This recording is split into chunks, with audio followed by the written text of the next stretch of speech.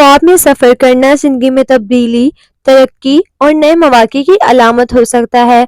सफ़र आम तौर पर ख्वाब देखने वाले की ज़िंदगी के रास्ते और इसमें आने वाली रुकावटों या कामयाबियों को ज़ाहिर करता है।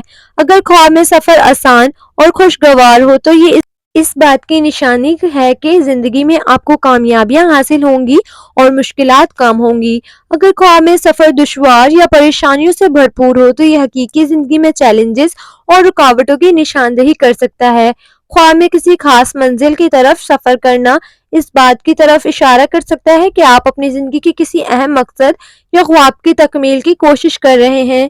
अगर सफ़र के दौरान कोई साथी मौजूद हो तो ये इस बात का इशारा हो सकता है कि आपको दूसरों से मदद या ताउन हासिल होगा।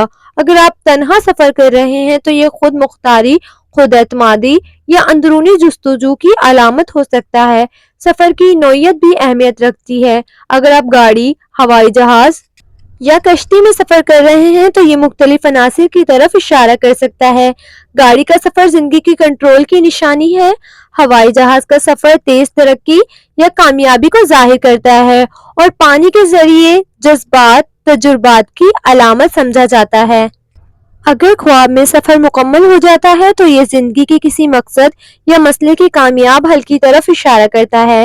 लेकिन अगर सफ़र अधूरा रह जाए तो ये किसी गैर यकीनी या ज़िंदगी के किसी पहलू में रुकावट की निशानदेही कर सकता है। ख्वाब की ताबीर ख्वाब देखने वाले के मौजूदा हालत और ख्वाब के दीगर अनासर भी मुनहसर होती है।